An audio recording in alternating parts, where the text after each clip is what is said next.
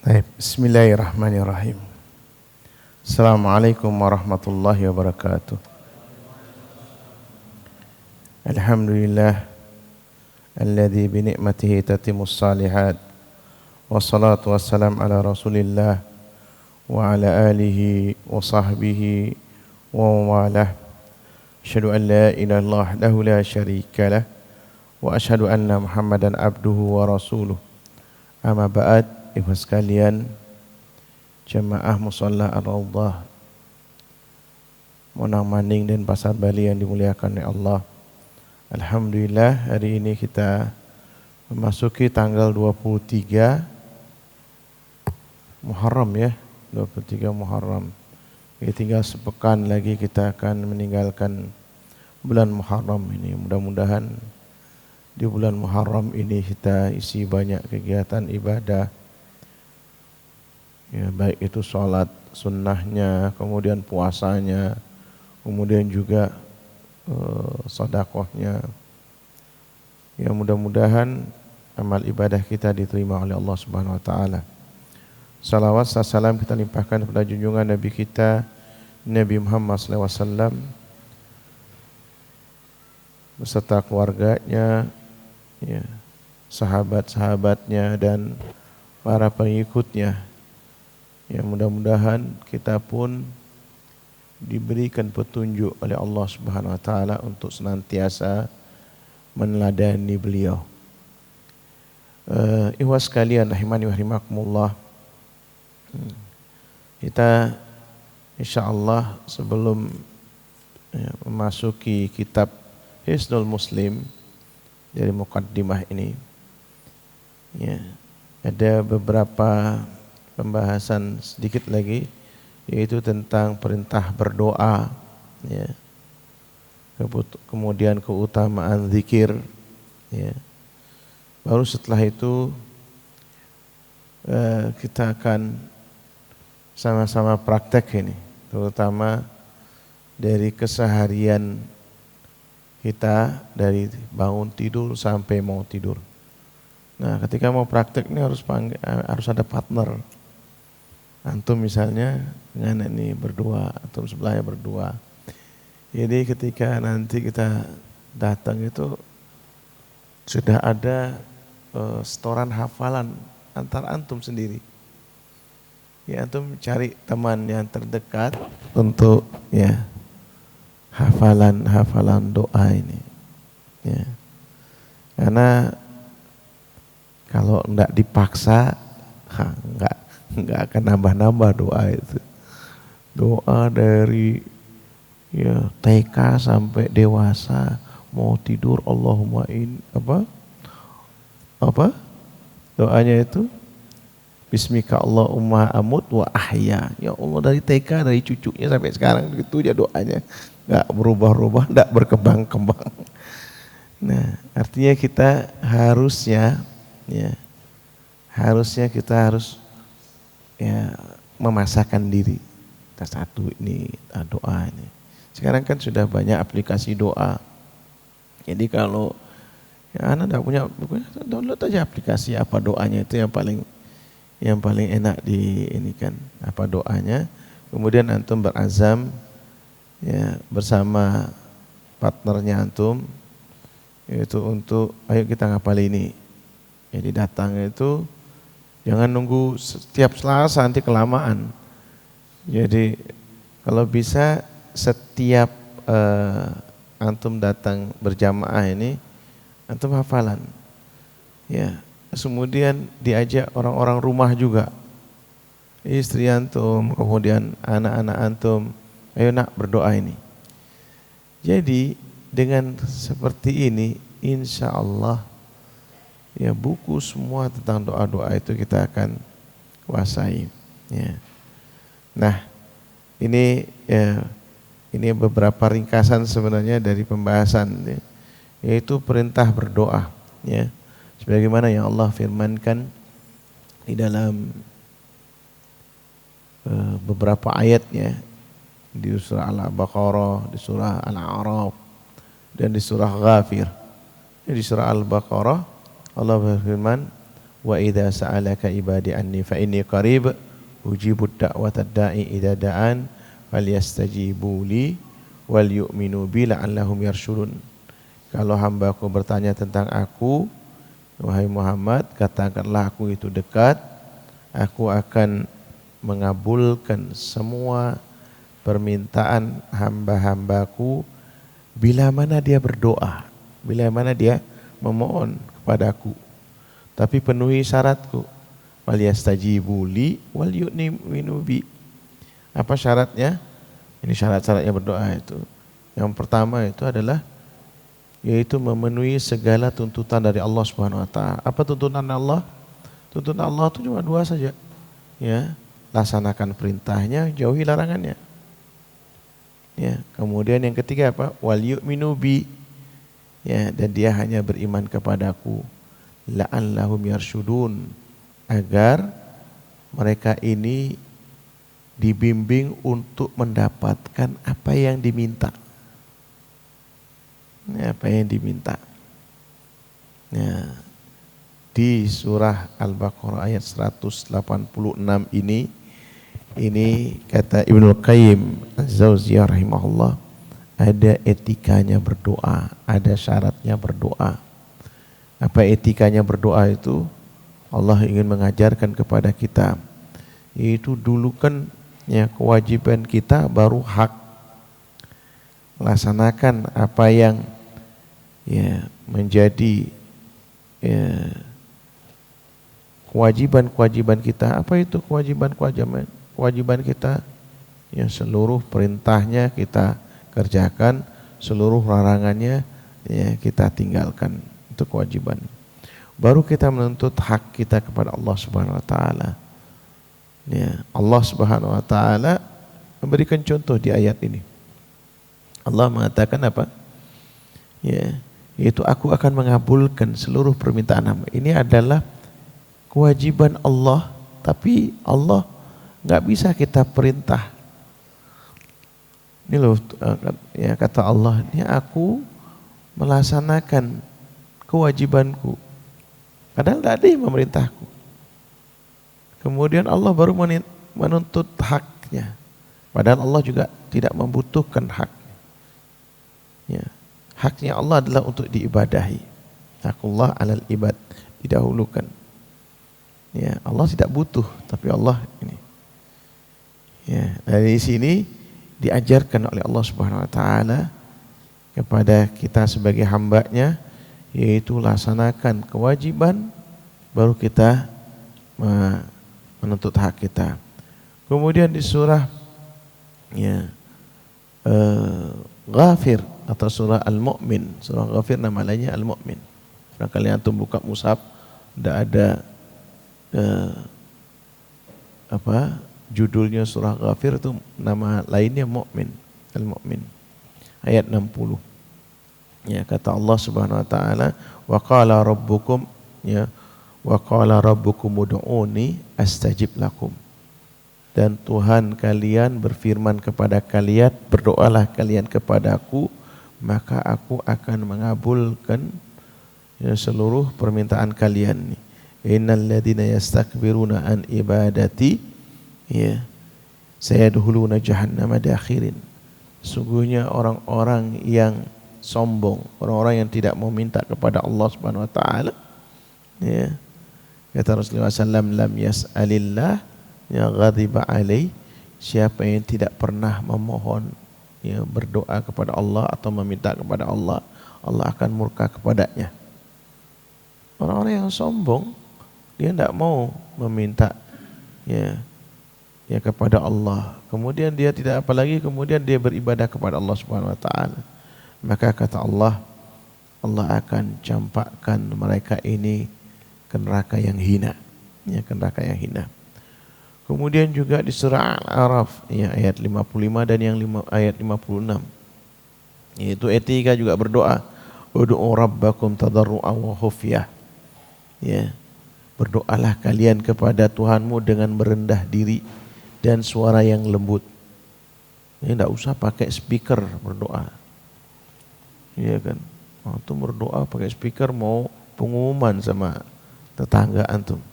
Enggak perlu. Allah ya tidak tuli, tidak buta. Allah maha mendengar dan maha melihat.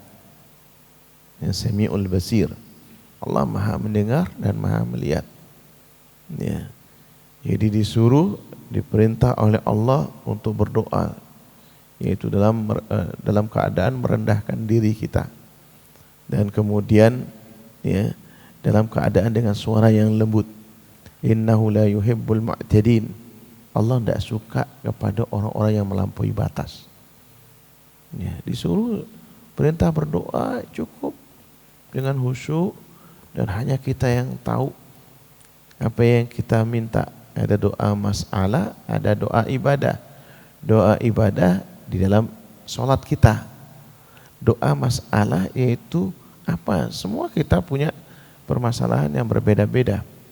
Ada yang minta disembuhkan dari penyakitnya, ada yang minta jodoh, ada yang minta keturunan, ada yang minta rezeki, ada yang minta dibebaskan hutang. Itu terserah. Ada yang minta dilancarkan urusannya, macam-macam. Ya, macam-macam itu. Nah ini, jadi kita masing-masing itu, dan biasanya para sahabat radhiyallahu anhum ajma'in ketika ba'da dzikir, selesai dzikir, ya, lalu waktunya berdoa, mereka mojok masing-masing. Ya. Nah, salat sunnah, kemudian mereka mojok masing-masing berdoa kepada Allah, ya, apa yang menjadi hajat mereka. Nah, itu ini.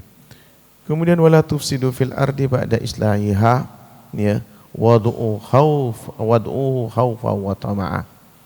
Ya. Itu jangan kalian melakukan kerusakan di muka bumi ini setelah Allah memberikan ya kebaikan-kebaikan yang ada. Di sini was kalian rahimakumullah, orang mukmin itu di mana saja tinggal dia akan bermanfaat di sekitarnya. Dalam hadis disebutkan ini. Ya. Al-mu'minu kan nahli idza akalat tayyibah wa idza wada'at tayyibah wa idza nazalat ala far'i syajaratin lam taqta'ha. Ya. Jadi orang mukmin itu ibaratnya seperti lebah tawon. Kalau makan selalu makanan yang baik-baik. Ini ciri yang pertama. Tidak ada orang mukmin itu makan narkoba atau mengkonsumsi narkoba, nggak ada. Lihat tuh tawon selalu dia cari bunga, ya, bunga yang dan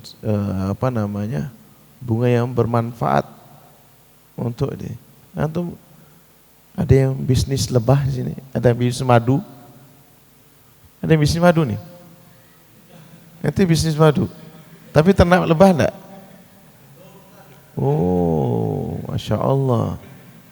Anda mana kenalkan nanti. Jadi lebah ini memang Masya Allah.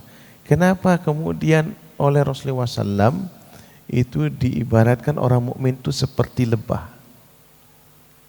Ya kan seperti lebah itu. Antum kalau anak-anak kebetulan belajar juga tentang lebah ini. Sampai semua tak belajar jadi.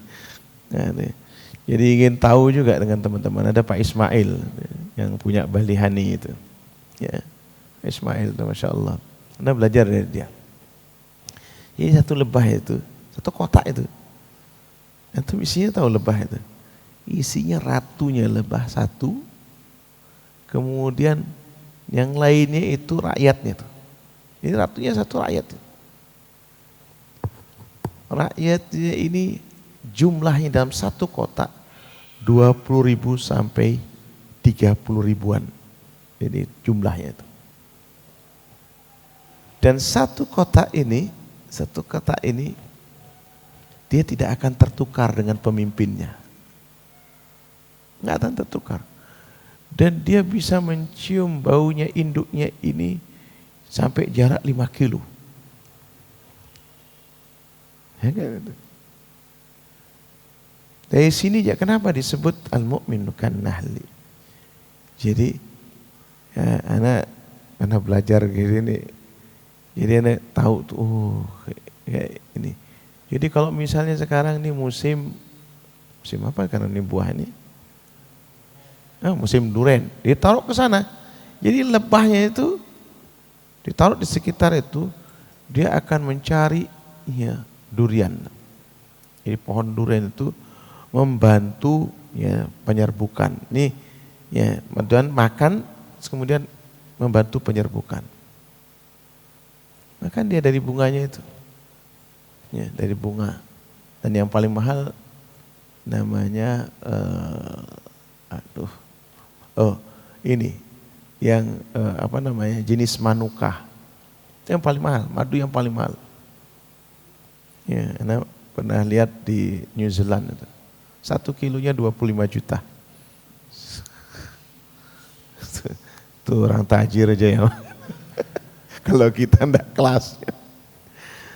Itu Masya Allah khasiatnya seperti itu. Ya. Dan di sini baru ada di Lombok. Ini yang kemarin anak sebenarnya mau berangkat enggak jadi. Anda lihat. Jadi ada jenis jenis pohonnya itu manuka itu. Jadi di bawah itu. Ini kotak itu dikasih rumahnya, bekas rumahnya itu nanti dia nempel di situ. Nanti dia cari dulu, habis itu dia makan membantu penyerbukan. Ini nih, idza akalat thayyibah, kalau makan dia makan yang baik. Kemudian kalaupun memberi yang baik juga. Ya. Jadi memberi itu membantu penyerbukan, ya. Kemudian juga nanti hasilnya itu memberi madu dan lilin. Jadi rumahnya itu jadi lilin dia. Ya, jadi lilin, jadi pakai penerangan. Itu lebah. Orang mukmin harus seperti itu. Dia harus berjamaah, karena tidak bisa itu. Dia kan ngepakkan itu. Dia lebah itu yang di dalam itu ngepak-ngapakan itu terus gitu untuk melakukan dia supaya keluar madunya itu. Dia ngepakkan itu. Satu tidak akan ketukar dia. Dia nanti kalau masuk ke situ, satu masuk kedua. Jadi setiap box itu masing-masing lebah. Nggak akan ketukar sama ini tidak ada. Itu lebah. Ya, itu lebah. Dan digambarkan oleh Rasulullah SAW mukmin seperti itu. Ya. Dan selalu memberi yang baik juga. Kemudian wa idza nazalat ala far'i syajaratin lam taqtah. Jadi kalau dia singgah di ranting pohon, tidak ada lebah itu mematahkan. Nah, ada dipatah, dirusak, enggak ada. Orang mukmin harus seperti itu. Di mana bumi dipijak, di situ langit dijunjung. Di mana di bumi dipijak, di situ langit. Maka yang antum lihat baca sejarah. Ya. Dia sebenarnya enggak bisa dikatakan menaklukkan. Mesti disebut dengan fathu. Satu itu artinya bisa membuka, bisa berarti kemenangan, bisa berarti memberi jalan. Fathu itu. Dari Fathu Mekah sampai berikutnya beberapa ini. Dan pelakunya orang yang disebut Al-Fatih. Maka ada Muhammad Al-Fatih. Kalau di Indonesia namanya apa? Patih Gajah Mada. Loh iya ini, serius ini. Kok atuh ini? Iya kan? Patih, enggak ada dalam bahasa Sanskerta itu Fatih. Enggak ada. Ghaz itu artinya penakluk, penyerang. Ahmada. Cuma karena orang Jawa, Gajah Mada. Ghaz Asmada. Karena sejarah mereka, ini yang cuma anak ini aja ya. Anak ingin menggiring supaya ada ahli sejarah mengatakan itu. Karena kalau kita lihat Hayam Wuruk, kan patihnya Gajah Mada. Hayam Wuruk ketika memerintah itu di Trawulan Majapahit. Itu sudah banyak ya komunitas muslim di situ. Komunitas muslim di situ. Dan tentaranya menjadi muslim. Dan ana yakin saya yakinnya, yaitu Patih Gajah Mada ini muslim. Insya Allah ana yakin. Walaupun beberapa ustadz masih ini. Cuma ana bilang, karena peristiwanya hampir sama, timur dan barat. Di timur penaklukan Nusantara oleh Patih Gajah Mada. Di barat Muhammad Al-Fatih menaklukkan Istanbul. Ya. Hampir sama. Di waktu itu ya, Gajah Mada itu 1384. Kemudian di barat ya Muhammad Al-Fatih yaitu 1453. Sekarang ini harus belajar sejarah masalahnya. Kalau enggak kita ini enggak ada jasanya orang Islam ini. Orang Islam ini dibilang numpang hidup.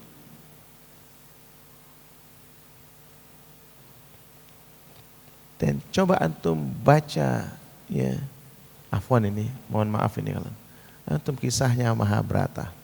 Itu kitab suci mereka. Antum lihat bagaimana ya jawaban Zakir Naik. Ya, ada persamaan antara Hindu dan Islam. Itu bagus tuh 3 kasus. Itu di Mumbai, di depan 1 juta penontonnya. Di pantai Mumbai itu. Ya, antum cari-cari itu. Ya. Nah, ketika memiliki itu yang ada di kisah Mahabharata itu, antum ada pantai ya kan, pantai Pandawa dan sebentar lagi ada Kurawa. Ya, itu perang saudara yang ada di mereka, perebutan kekuasaan. Bahkan di Majapahit pun sendiri itu perang yang cukup panjang, 30 tahun lamanya. Itu perang Parekrek. Disitulah muncul Maulana Malik Ibrahim. Ya, bayangkan mengadakan perjalanan yang cukup panjang dari Mesir naik kapal tuh 2 tahun sampai di Gresik. Sampai di sini 1401. Jadi di awal abad ke-15. 1401. Apa yang dilakukan oleh Maulana Malik Ibrahim? Bukan nyerang apa-apa, enggak nyerang. Dilihat dia kondisi rakyat di sini lagi perang saudara. Lagi perang saudara, rebutan kekuasaan. Apa yang dilakukan? Rakyat sedang kelaparan, dibangunlah yang pertama kali bendungan. Dibangun bendungan. Kemudian ada Kolonel Cheng Ho datang dengan bala tentaranya itu. Dia kebetulan muslim juga nih. Ya, dua muslim diminta tentaranya untuk membuat sawah. Itu yang pertama kali dibangun. Lalu beliau tidak ngajak apa-apa. Dia setiap nih sholat di tengah sawah itu ditonton sama rakyat.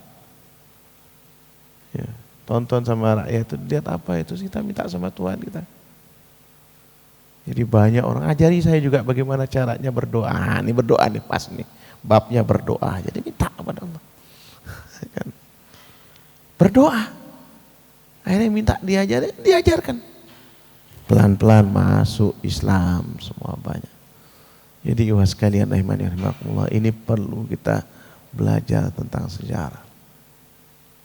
Ya, belajar. Jadi pembukaan. Ya. Inna fatahna alaika fatham mubina kan. Jadi di surah Al-Fatah tuh Allah mengatakan seperti itu. Memberikan janji atau menyempurnakan janjinya kepada Nabi kita Nabi Muhammad SAW dengan para sahabat, yaitu membukakan semua. Ya. Jadi setelah terakhir tahun ke-6 Hijriah itu adalah ujian yang sangat berat, bayangkan. Ya, perang Ahzab, surah Al-Ahzab itu turun. Kita kalau baca surah Al-Ahzab ini kalau sekarang ini enggak kemarin ya, atau dua hari yang lalu di juz yang 20 atau 21 itu. yaitu surah Al-Ahzab, ya, yaitu perang dari diserang nih kota Madinah dari berbagai macam golongan suku bangsa Arab tuh menyerang kota Madinah. Ini orang munafik di situ bermain terus. Bayangkan ini, seluruh nih sekutu ya bangsa Arab tuh menyerang Rasulullah SAW. Ya, ini kan mirip ya ketika Abrahah menyerang kota Mekah. Tak ada yang bisa menolong kecuali Allah Subhanahu wa Ta'ala. Allah nolongnya dengan burung ababil. Anda bayangkan burung ababil itu mungkin burung apa namanya yang bunyi krik krik krik gitu apa namanya? Hah? Burung apa yang kecil-kecil tuh bawa batu. Nah itu. Itu ketika sebelum mau Rasulullah SAW mau lahir. Nah, Iprit apa ya? Keprit ya. Iya, lah pokoknya itulah kayak. Ya itulah. Burung yang kecil-kecil turun gitu. Burung yang kecil-kecil tuh. Tak. Ya. Kalah Abraha. Pada antum jawab, perang ya apa namanya? Perang Hondak nih. Apa yang Allah kirim nih? Angin toh. Dikasih angin. Selesai. 1 bulan penuh. 1 bulan apa 2 bulan? 1 bulan. Itu ditiup. Musir pergi. Anda bayangkan nih sekarang ini negeri ini sebenarnya terancam. Allah turunkan corona. Turunkan corona. Karena Allah ini kalau kita lihat sejarah nih, balik ke sejarah. Indonesia ini pernah dikasih wabah pes. Di tahun 19 memang khilaf di antara ahli sejarah. Tapi yang dikuatkan oleh Metro TV itu ada melawan lupa. Itu di tahun 1911 sampai 1930. Berarti 20 tahun. Ada yang mengatakan 5 tahun, ada yang 20 tahun. 1911, 1930. 20 tahun. PES ini dari Kamboja asalnya. Kolonial, negara kolonial, yaitu Belanda dan sekutunya, impor beras dari Kamboja. Padahal udah dikasih tahu, Kamboja saat ini sedang kena wabah PES. Oh enggak masalah, tikusnya enggak sama dengan tikus di Jawa. Dikirimlah beras itu. Masuk juga dari Surabaya di Tanjung Perak. Tanjung Perak ya Surabaya itu ya, pelabuhannya. Masuk dari sana kemudian di gudangnya di Malang. Akhirnya dalam sepekan muncul itu PES itu. Muncul PES, wabahnya luar biasa. 1 hari 1.000 orang meninggal. Sama setahun akhirnya di lockdown. 1911. Di lockdown. Orang Malang tidak boleh keluar, orang di luar Malang tidak boleh masuk. Cuma akhirnya apa? Orang-orang kayanya dari kolonial dan sekutu-sekutunya kolonial lah. Kebingungan, tidak ada buruh, tidak ada yang kerja. Akhirnya dibuka lockdown, yang tidak sabar dibuka lockdown. Menyebarlah kemudian ke beberapa ya kabupaten dan terus sampai terus berkembang. Di sini apa kesadarannya nih?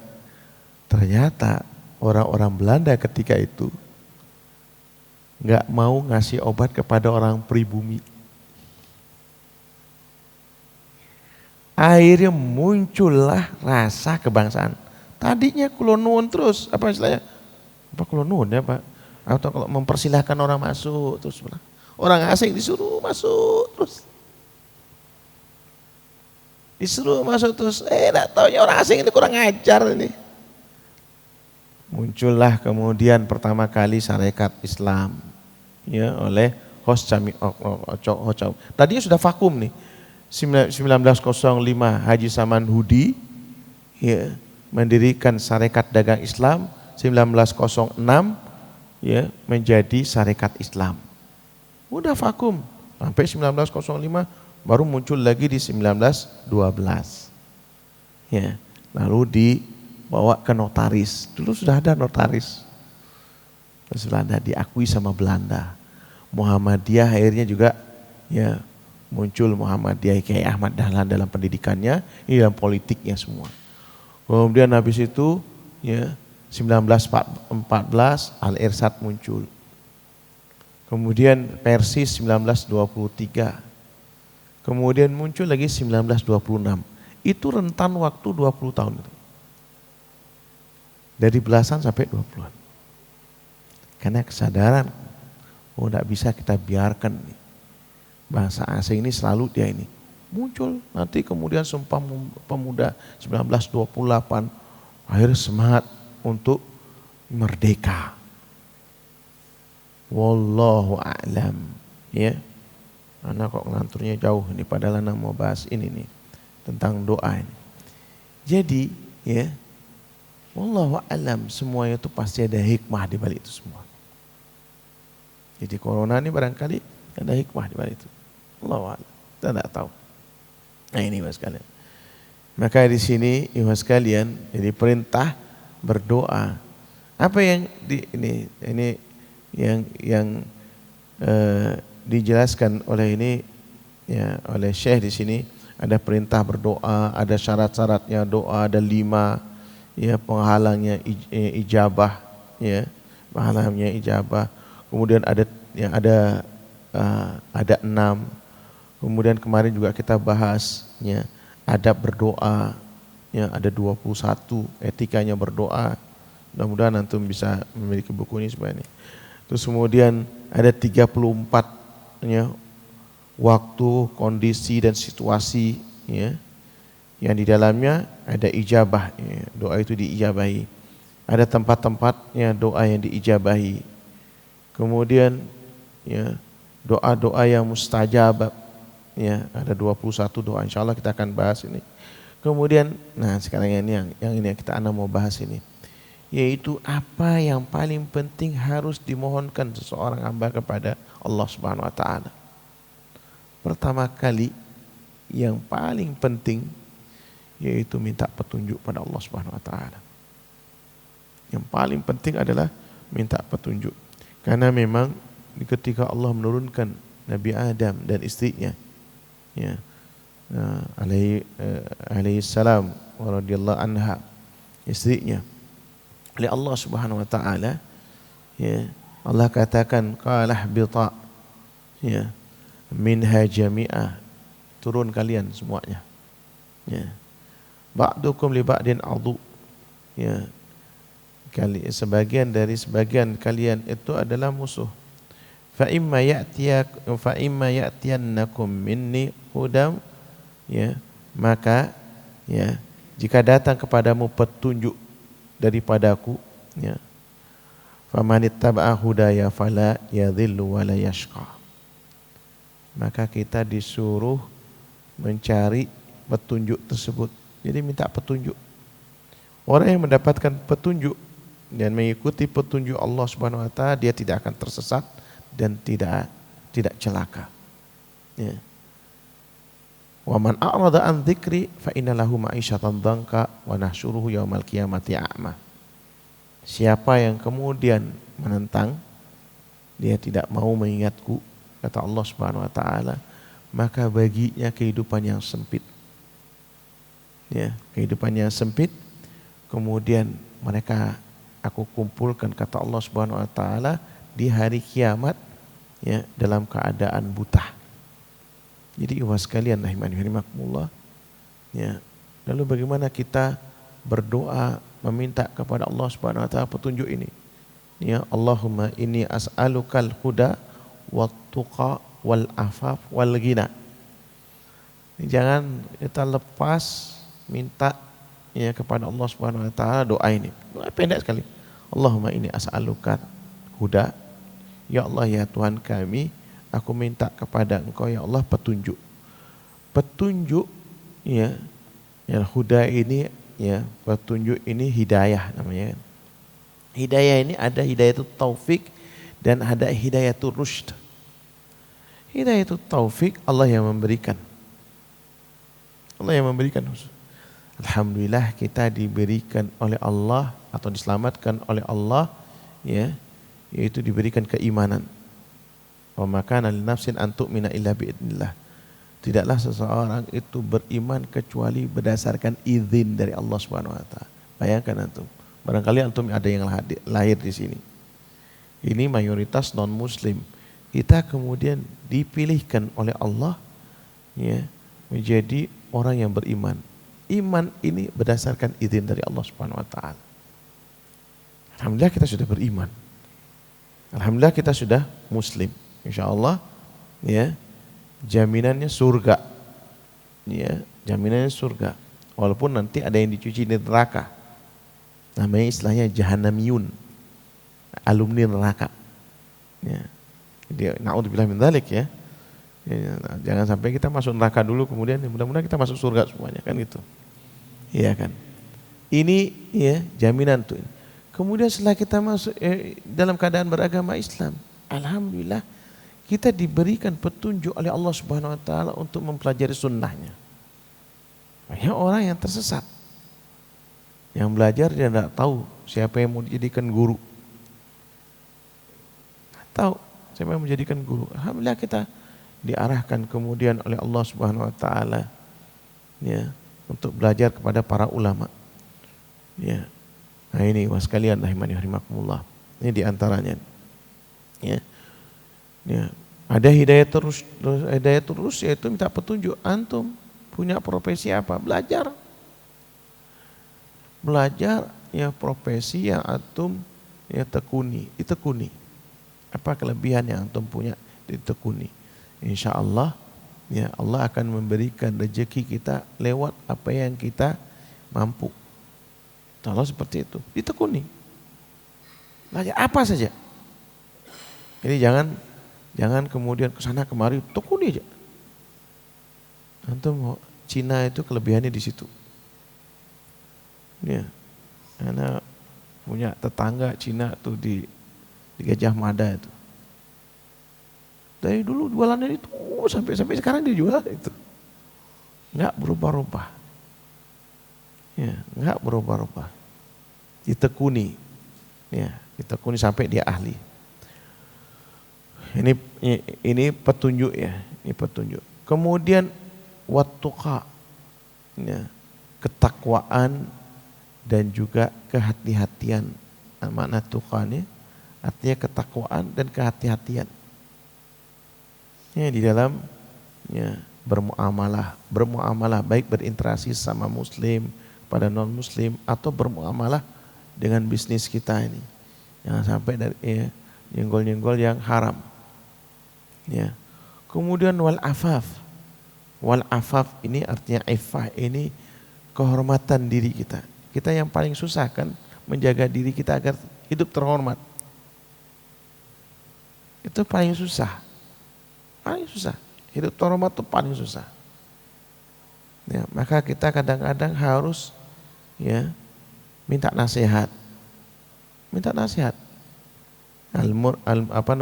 Al-mu'minu mir'atu akhi. Ya, kata Rasulullah SAW, nih hadis yang pendek ini. Mukmin itu cermin dari saudaranya. Oh, cermin itu. Cermin itu ada 3 kriterianya. Cermin itu, ya, kenapa disatakan mukmin itu cermin dari saya? Kita lihat cermin dulu. Mir'ah itu artinya cermin. Mar'ah artinya cewek. Ya. Kenapa? Ya, dalam bahasa Arab, ya, cewek itu, ya, mar'ah, ya. Kemudian cermin itu, ya, mir'ah. Karena cewek itu suka bercermin. Antum punya anak perempuan, lihat. Anak perempuan antum lihat, yang kecil. Yang kecil umur 3 tahun atau umur 2 tahun. Sama anak laki. Bedakan tuh anak laki dengan anak perempuan. Kalau anak laki cuek aja dia. Kalau anak perempuan dari kecil dia sudah ngeliat dirinya.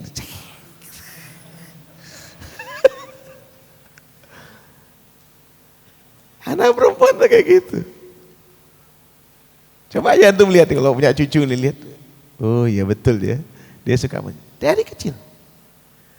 Makanya sampai balasannya pun nanti di surga nggak ada bidadara itu. Yang ada bidadari. Nggak ada. Hurun in itu dalam Al-Quran itu artinya bidadari. Kalau laki-laki sampai 70-an harimnya, istrinya nanti. Ya. Wah, tente kok nanya, what?